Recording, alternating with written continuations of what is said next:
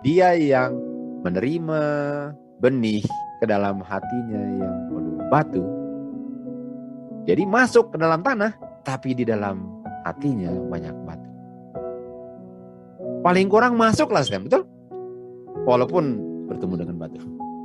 Iya. Yang sama itu mendengar firman Tuhan. Ini kuncinya.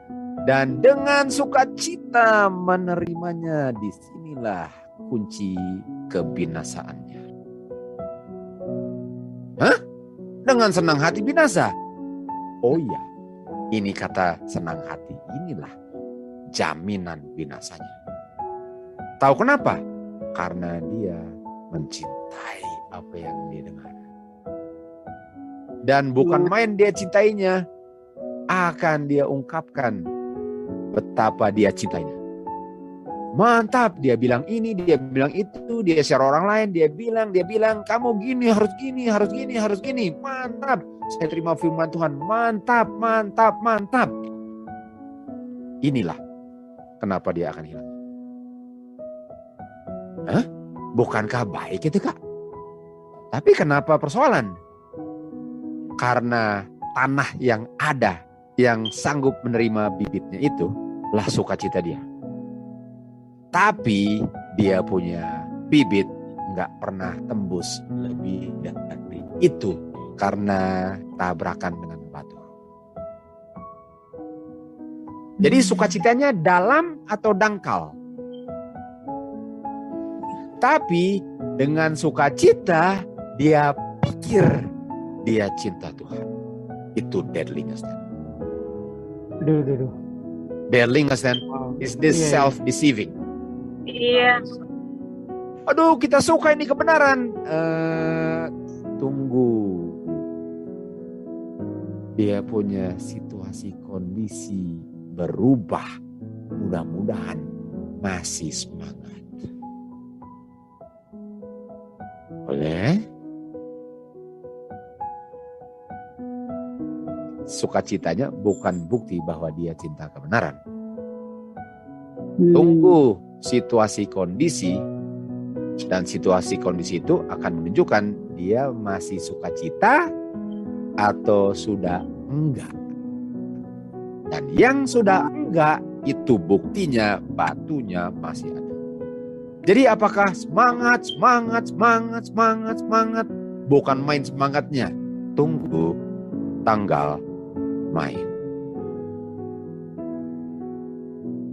Tidak ada kemunafikan.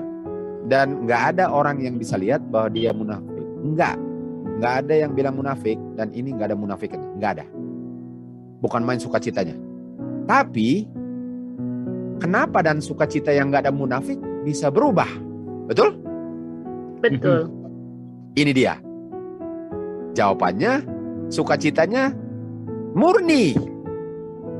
Tapi ada sesuatu yang lebih disukacitain. Nggak tahu aja bahwa ada yang lebih sukacita dari sukacita ini. Sampai situasi dan kondisi berubah, langsung kelihatan ada sukacita yang lain yang lebih disukai dari sukacita awal. Boleh? Jadi batu itu akan mengungkapkan sukacita saya lebih dari situasi kondisi, atau situasi kondisi akan mengungkapkan bahwa saya punya sukacita awal terbatas. Boleh? Ayat 21. Dan dia tidak ada akar di dalam dia. Apa yang menghambat akarnya? Batu. Batu itu apa? Roh Nubuat bilang, kepentingan diri sendiri dalam hal dunia jasmani. Kebutuhan jasmani. All these things, apa saja, silahkan isi apa saja all these things. Lebih penting dari prinsip kebenaran surgawi. Sehingga orang yang demikian akan berputar balik dan sekarang mulai mengungkapkan bahwa yang untuk memenuhi kebutuhan situasi kondisi sekarang itu lebih penting daripada prinsip yang dulu dia kobar-kobarkan. Ayat 21. Namun nggak ada akar dalamnya. Apa akar? Akar dihasilkan karena dia cari air. Cari air karena nggak ada air. Artinya musim nggak ada air, malahan dia lebih berakar. Artinya krisis membuat orang berakar. Di dalam krisis, pas saya mau berakar, aduh, to selfishness, bagaimana? Apakah saya punya kebutuhan yang lebih penting dari firman Tuhan itu menghalang-halang saya mencari akar di saat kenyataan hidup? Dan itu menunjukkan saya lebih penting, saya punya diri, batu lebih penting, makanya nggak disingkirkan daripada berakar. Tuhan izinkan ini. Tuhan izinkan ini untuk saya disadarkan bahwa sebenarnya saya enggak hidup berdasarkan prinsip. Semua saya punya semangat itu semangat uap yang gampang menguap waktu matahari keluar. Karena waktu matahari keluar, dia punya uap hilang, sekarang udah beda bunyinya. Kenapa? Karena krisis mengungkapkan. Hal-hal yang saya nggak setujui dulu, sekarang saya setujui untuk membenarkan saya menghadapi saya punya situasi dan saya benarkan. Padahal dulu ngomongnya seperti pendeta bergelar mantap. Karena kalau kita berprinsip, prinsip itu akan tetap teguh kapan saja, di mana saja, dengan apa saja, karena ada alasan yang mantap. Tapi kalau hal itu mulai berubah dan alasan-alasan lain pun mulai embel-embel berubah, artinya alasan pertama hanya a non for joy. Hanya sementara dan lenyap. Karena prinsip bertahan selama-lamanya, Mas. Situasi apa, Mas? Betul. Apakah situasi, kondisi, dan semua itu yang mendikte atau prinsip yang mendikte? Prinsip. Prinsip mendikte. Artinya, kita sedang shaking. Ada orang, untuk orang-orang yang dalam kondisi yang dijelaskan di penjelasan itu, pentingnya tanda untuk country living, pentingnya untuk kita diasosiasikan dengan orang yang cinta Tuhan, apalagi ada kutipan love those best who love Christ most, itu dibuang semuanya untuk memenuhi kebutuhan daging. Itu kutipan kita sudah bahas. Tapi bagi orang-orang, kutipan means nothing, pelajaran bertahun-tahun means nothing. Hanya karena udah kehabisan tanah dan cuma kena batu. Bukan main, nampaknya nggak berakar.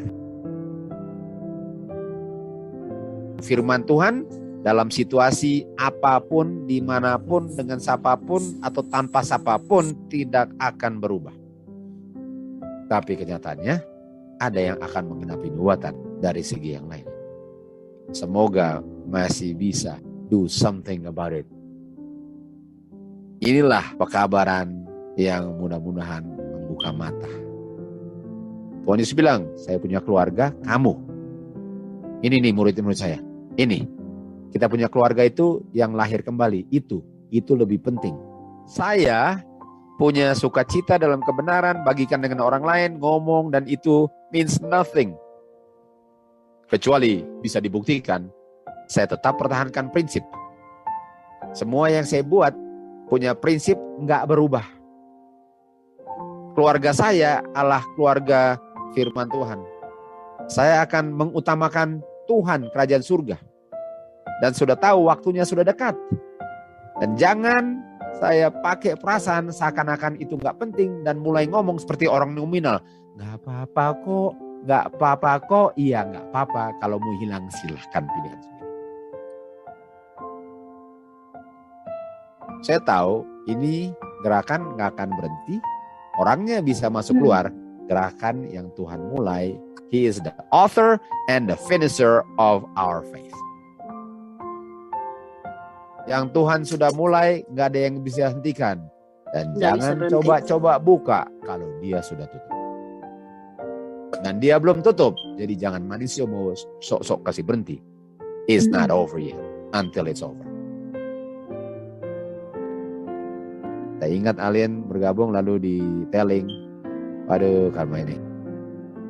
Perjuangan alien boleh dikatakan ada goncangan, tapi bertahan. Aduh, mantap ya. Dan cuma alien yang bertahan waktu itu.